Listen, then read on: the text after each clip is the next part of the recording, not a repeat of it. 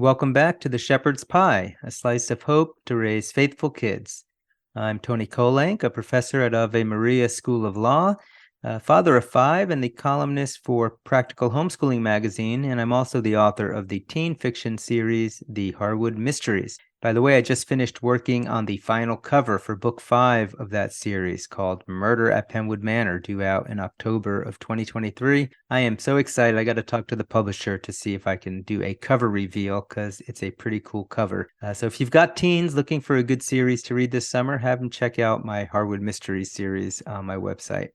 Today, we're speaking with Stephanie Landsem, the author of a World War II novel, Name Edelweiss, and we'll be speaking about the radicalization of our kids today and how to combat this as a parent, teacher, or youth minister.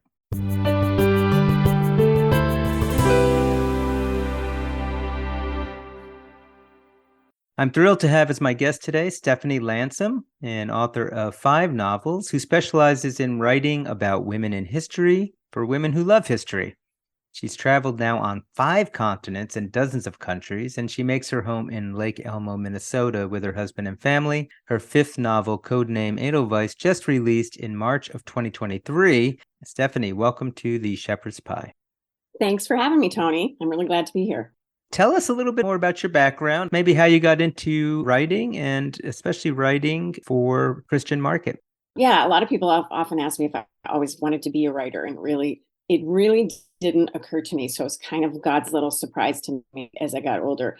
I have always been a huge reader. I love historical fiction. I was a history major in college. I ended up working in market research for a while and then staying home with my 4 kids. And that is what got me writing. Thought I'd give historical fiction a try, but I really had no idea. So it was a big surprise to me when my first novel was published by Howard Books, and they wanted 2 more. So I did 3 biblical novels for Howard Books, and that was The Well, The Thief, and The Tomb. And those are about women of the New Testament who encounter Jesus and how they're changed by that encounter. And then I went on to a kind of a new era. I started writing in 1930s Los Angeles, and that was the novel In a Far Off Land, which is the story of the prodigal son, set in the glamour of Hollywood and in the Great Depression era. When I was researching that novel, I ran into this amazing story about Nazis infiltrating Hollywood and this Jewish spy master who set up a spy network to combat them. And I knew I had to write that story. And so that's Codename Edelweiss. What I love about 1930s is we learn a lot about World War I, and then we kind of skip over the Depression and the Dust Bowl, and then we learn about World War II. But so much was happening in the 30s that it's kind of just a little playground for historical fiction. Like, you can focus on so many different things that were happening. There were all kinds of racial tensions. There was prohibition. I just think there's a lot in those 10 years that people don't learn about in school. I've started your novel, Codename Edelweiss, on Audible, and it's very good. Maybe give us a little bit of an insight into the plot in your latest novel. When I was researching into the 1930s Hollywood timeline for In a Far Off Land, that I ran into this book, and it was called, at first I was like, what? It was called Hitler in Los Angeles. Started reading about it, and it was just unbelievable. Nazi operatives that were being snuck into Los Angeles and were infiltrating these German American groups within the city and kind of spreading their Nazi propaganda and anti-Semitism. And nobody knew about it or really cared, except for this Jewish lawyer named Leon Lewis. And he was very concerned about Hitler. He'd been watching his rise to power, but this was still really early. Like, he hadn't annexed Poland. He hadn't done any of the stuff that he was going to do. He was just kind of a crazy new chancellor in Germany. But Lewis was worried enough that he went to the authorities and told them about this movement of Nazism in Los Angeles, and they just didn't care. They were more concerned with communists, and he decided to set up his own spy network to keep tabs on these people. And he recruited Christian men and women to infiltrate these groups and bring information back to him. And it was very dangerous work. And it ended up being very important work that he did on his own and without any payment or really any acknowledgement even later. I knew I wanted to write this book about all these things that were happening and that he learned about. And so that's what I did. And so Name Edelweiss is about a woman, Lisa Weiss, and she has been recruited by Leon Lewis and experiences many of the things that his spies experienced. It's also about one of his male spies, who I call Agent 13, kind of the things that he's faced with and the questions that he has to ask himself and the things he needs to do to infiltrate these groups. They are fictionalized, but many of the actual situations that they find themselves in come directly from Lewis's records, because he kept really good records. Like, he has boxes and boxes of handwritten notes about all of his spies and the things that they did, and they're all housed at the University of California. So I based a whole bunch of the things that they encountered, and the people, the Germans that they encountered, the Nazis, are based on real people too. There's a really good display of some of the propaganda and some of the photos and the different things that he had in his boxes. It's on their website, and it's called In Our Own Backyard. And it's just kind of fun to just browse through. It's actually really scary to see some of the propaganda that the Germans and the Nazis were putting out in California at the time was shocking, like shockingly anti-Semitic. That's a good segue then. Let's talk a little bit about how the Nazis were radicalizing not just our adults, but our youth also. And what did you see on that? What did you learn about that in your research? It was really scary to see how smart they were, not only in Germany. So they were doing these things in Germany. They were radicalizing their young people, their young men especially, at first, in a thing called brown shirts. And that was even before Hitler gained any power. He was already like starting the brown shirts. And this was a paramilitary organization that he pretty much indoctrinated with these anti-Semitic ideas. But then in the US, we had kind of a similar situation going on after World War I, where these boys, there's a lot of families that didn't have dads. We lost so many men in World War I. I don't think people realize like the death toll that happened between World War I and the Spanish flu. There were a huge percentage of families that didn't have fathers. And so when the Nazis came in, they'd already had experience with how to get these boys into their groups, because that's what had happened in Germany also. So they were preying on them, really. You know, they were young, they didn't have fathers. Their fathers had been heroes. They died fighting for something they believed in. These boys wanted to be heroes too, but they didn't have anything to fight for. And they were angry. Some of them were angry boys. As you know, 15, 16-year-old boys can be angry. So they were pretty easy pickings for what became the silver shirts in the US, which was Hans Winterhalter. He's in Codename Edelweiss also as playing himself. So he was tasked with building up this group, this paramilitary group called the Silver Shirts. And he did it by offering them somewhere to belong, something to believe in. That thing that he wanted them to believe in was anti-Semitism. They could blame everything that was happening to them and their families on the Jews of Los Angeles. Unfortunately, it worked. And they did get some pretty violent groups going in Los Angeles at the time. So where does this movement begin historically? And if it began in the Roaring 20s, I thought everything was supposed to be so wonderful in the Roaring 20s. Well, I mean, there were certainly things going on in the 20s that I guess people would consider wonderful. I mean, the economy was booming, but I think we were all heading towards, the downside of that. So in Germany, the 20s were not roaring. The late 20s were a time of huge social conflict. And that conflict came mostly between the right and the left. Surprise. Surprise, surprise. We've heard that before.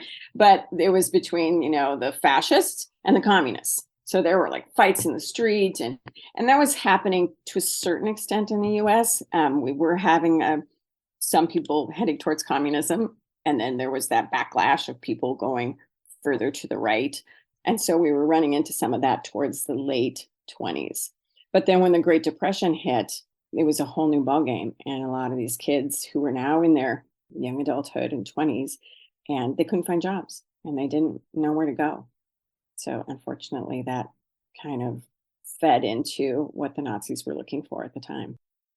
Let's jump for a minute to what we're seeing today with our youth. We see a lot of stories on the news that are not particularly flattering about our youth today. And we're seeing radicalization, it seems to me, again, on the left and on the right. Maybe can you address a little bit just from your own place? And you live in Minnesota, so you may be in a particularly good place to address radicalization, what you're seeing, and if there's any parallels to what you researched? Yeah, when I researched, what I really focused on was how these groups, no matter whether coming from the left or the right, how they target and bring people into their groups, right? And I think we see that today just as much as we saw it then. So you have a vulnerable group, kids who don't have parents, their families are broken, maybe they've never had a dad.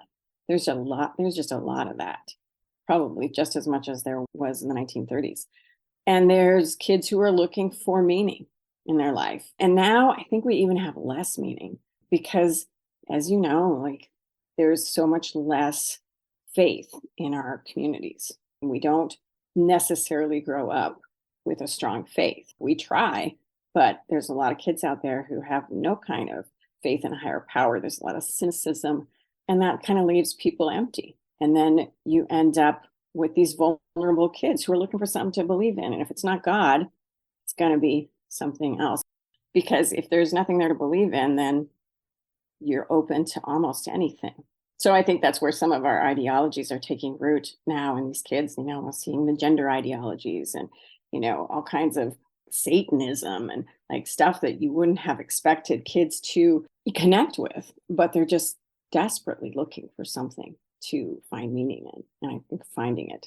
So what are some of the tactics that you saw that the silver shirts were doing in the 30s, and if we see any parallels to those tactics to get these youth into these groups today? I mean, first they went for people who didn't have something else in their lives, kids who are searching for something.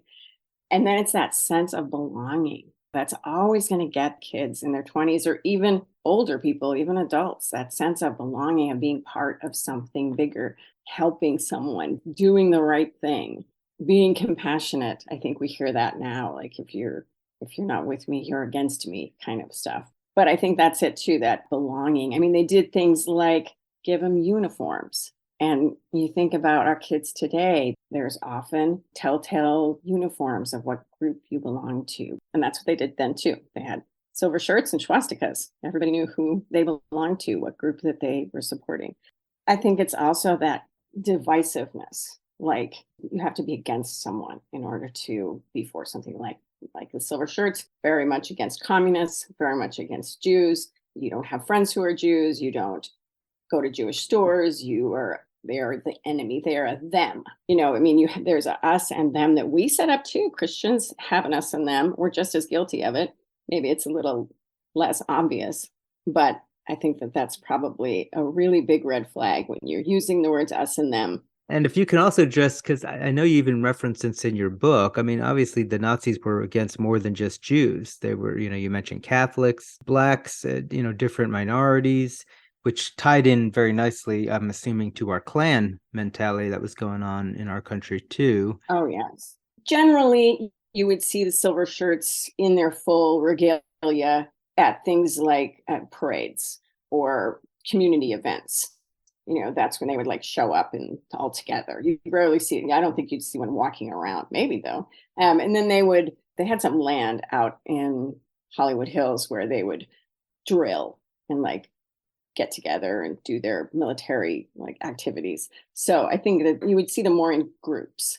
And absolutely the Klan was part of that Nazi influence. They connected with, there were many groups in Los Angeles, especially. And unfortunately, a lot of them were called things like the Christian Mothers Association, just like now, like they seemed innocuous or even good, but they were, racist or anti-Semitic or us and them kind of things. Like, so the name sounded actually fine, but they were connected with the Klan. They were connected with the Nazis.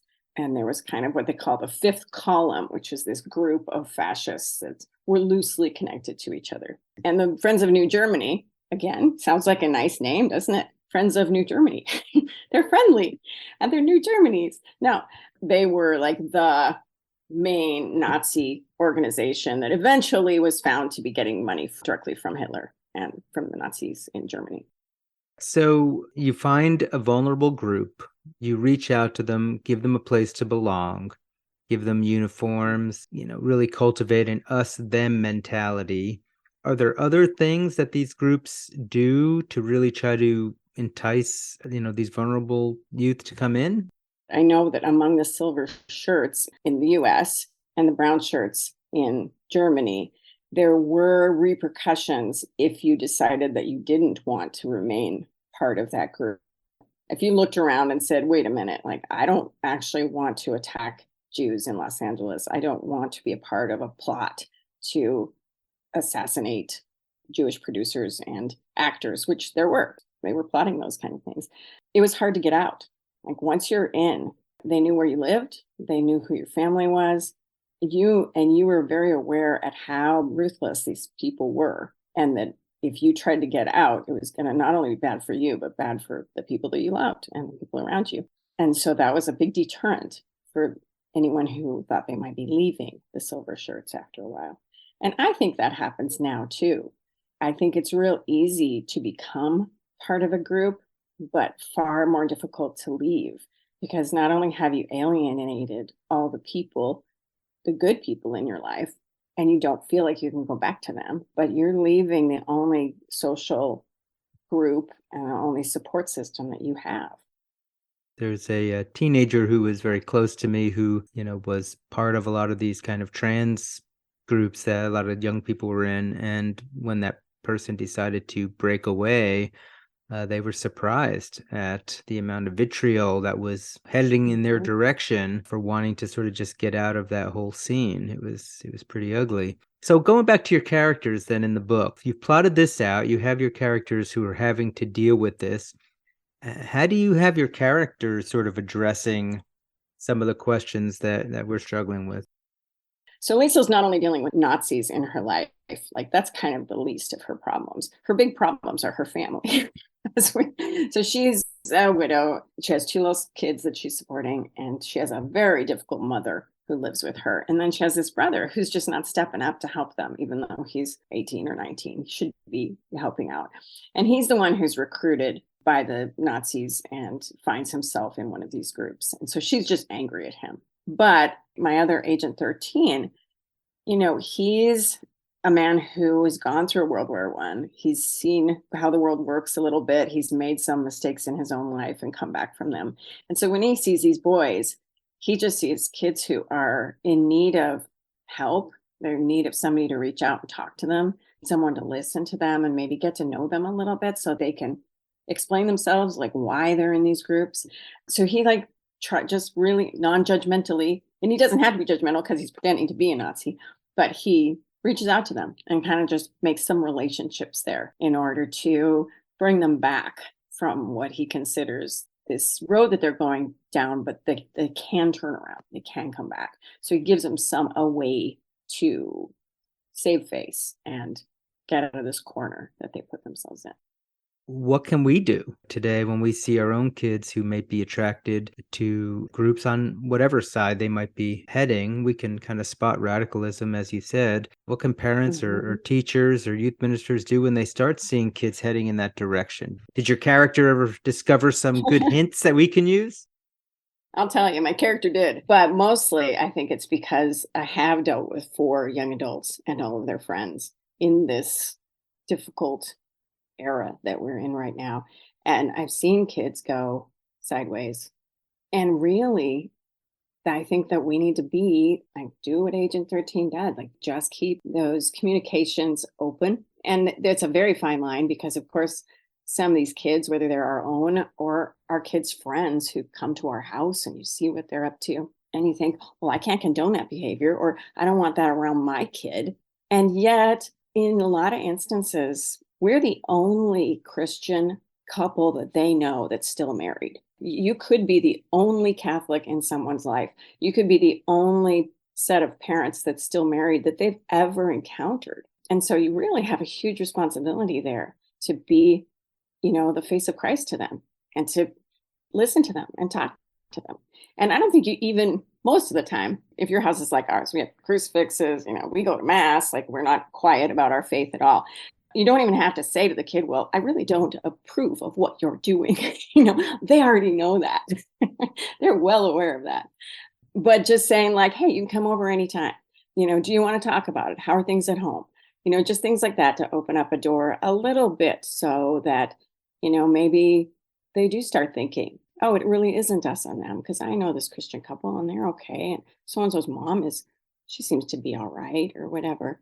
And if you're really lucky, you can develop a relationship enough that when this kid does question what they're doing or get into trouble that they don't know how to get out of, they might think of you and say like, okay, I think I can talk to this person.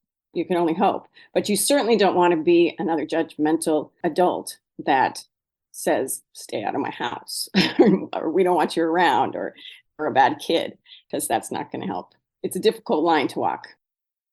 Right. And I guess it partly depends on which groups we're talking about. Yeah. What about some of these other groups, though? Like, what if you're on the other end and you see that the kids are, whatever, white supremacists or some extreme thing? I mean, it's like, how do you not judge that? Absolutely. I mean, same thing. You're like, you don't want to push them away. And yet you certainly can't condone that or like just be quiet, because that could be construed as condoning it. I read a really interesting article when I was doing my research about this guy. He's older now, but he was a white supremacist for like 20 years. And then he tried to get out, and he did get out. And now he goes around speaking to groups, talking about how to de-radicalize basically people. And a lot of what he had to say was that us and them, like it took him being introduced to the people that he supposedly hated or that supposedly, were against him, in order for him to understand that they were people and that he had things in common with them and that there was no really real reason to hate them. So yeah, I think maybe it is just a communication thing, like sit down and start asking questions. You know how kids are sometimes, especially, I mean, I'm thinking of older kids, like older teens, because you certainly want to protect your younger children from any of this stuff as long as you can. But when they are introduced to it and when they do have to go out in the world and deal with it, I think it's just that communication of asking questions like, what do you think about this? Why do you feel this way? Sometimes people can convince themselves of what they're doing wrong. They've just never really thought it out and put it into words. And when they hear themselves say it, they're like, oh yeah, maybe that does sound kind of bad. But yeah, it's that communication without being reactionary, I think, that might be the only response to that right radicalization, in that like fascist type radicalization. And then pray for them. Yeah, I was going to bring faith into this here as we start heading to the end, and interested in your book too, because I know your book is put out by Tyndale, which is a Christian publisher. What role does faith play in Name Edelweiss, and where do you see faith playing into sort of our conversation with de-radicalizing the kids that we might find in our own lives? Yeah, well, I have a long list of kids I pray for, and it's amazing what God can do. I always say this to everybody, but you might be the only person praying for this kid. It's hard to believe how devoid of faith our society is, especially some groups of it. And so really do like remember these kids in your prayers specifically and ask for God's protection on them. As far as the role faith plays in my books, I kind of feel like in the realm of Christian fiction, you've got a wide variety of how much faith is in each book. And I try to write very subtly with a subtle Christian thread in my books. Basically, where my characters are, where are they with God? Like, how are they talking to him? What questions are they asking of God? In Codename Edelweiss, it's that classic question that I think we ask when we see, Nazism and World War II. And it's like, why does God allow evil? And so that's what Liesel's asking during most of the book and trying to figure that question out. Like, why is God allowing evil like this to flourish? And what is my role? And what does he want me to do about it? A lot of my characters don't come up with real pat final answers, but they're always like moving on that goal to the answers that they're asking of God. So I do very little preaching and a lot of questioning, because that's kind of where I am too in my faith. It's like I do a lot of questioning. And the questions that your characters are asking are the same questions that are, I think, underneath the radicalization to begin with. I think it's, in some ways it's because we see injustice in the world and we don't know how to resolve it, or kids don't know why it's happening. And so how could God let this happen? And so they become alienated even from the idea of God. I mean, and kind of, as you said, Right. leaves a void that's going to be filled somewhere. Mm. So it sounds like the right questions to be asking. Another good question to be asking is, if folks want to buy your book or get to learn more about you and some of your other books and where they can get them, where would you like them to go? Nice segue. They can go to stephanielandsem.com for all of the information about my books. There's a lot of free stuff on my website also. You can get lots of research information about what went into Codename Edelweiss, what's fact and what's fiction. I got some free chapters of all of my books. You can get chunks of my books for free on my website. And you can also order Codename Edelweiss and any of the others. Well, unfortunately, I think that's we're gonna have to end the conversation there, but very much looking forward to hearing the rest of your book, because you've got me hooked on it already, and I know anybody who picks them up will be hooked. But it's been a pleasure having you on the show today, talking about some pretty serious topics, but ones that I think we need to be looking at. Yeah, it was good talk. Yeah, I don't do chit chat. I only do serious topics, as my friends know.